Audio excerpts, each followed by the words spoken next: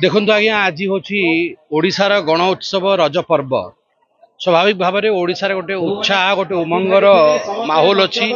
आज मु पिपिली रे जागृति फाउंडेशन जो रज महोत्सव कार्यक्रम आयोजन कर कार्यक्रम मत निमंत्रित कर बहुत धन्यवाद। से कार्यक्रम अनेक प्रतियोगिता से माने आयोजित करते से प्रतियोगितार प्राइज डिस्ट्रीब्यूशन ये जो अवसर होची सबका साथ सबका विकास सबका विश्वास अवसर जो थे गाँव समस्ते सब महिला माने सब पुरुष माने एकत्रित होगी कौ भली भाव ग्राम आगू बढ़ पंचायत आगू बढ़ आम निर्वाचन मंडली आगू बढ़ तार चिंता कर अवसर मिले समस्त को गोटे प्लाटफर्म आसापे अवसर मिले।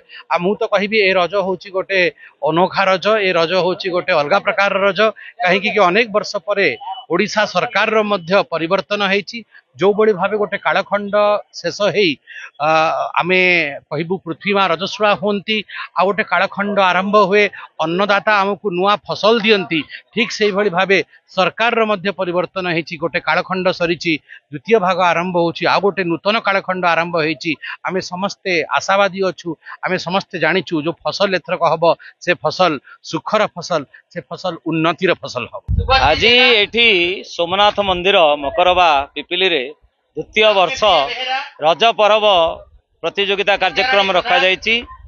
एई द्वितीय वार्षिक रज पर्व 2024 जहाँकि सुंदर भाव में आज सकाळु आरंभ होइकरी वर्तमान समापन होइछि। आउ ये समापन उत्सव रे माननीय सांसद डॉक्टर संबित पात्र मध्य जोग देई पुरस्कार वितरण करी प्रतियोगी मान को उत्साह प्रदान करिसंती।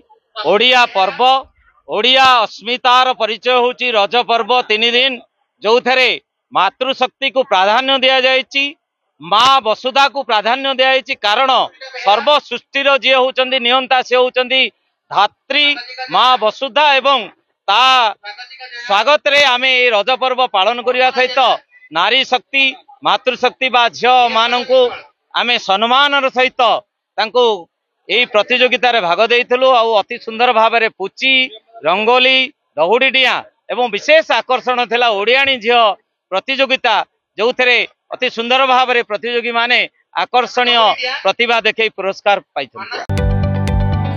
जदि आपंक आम भिडी भल लगा तेब आम चैनल को लाइक शेयर और सब्सक्राइब करने को जमा भी भूलु नहीं।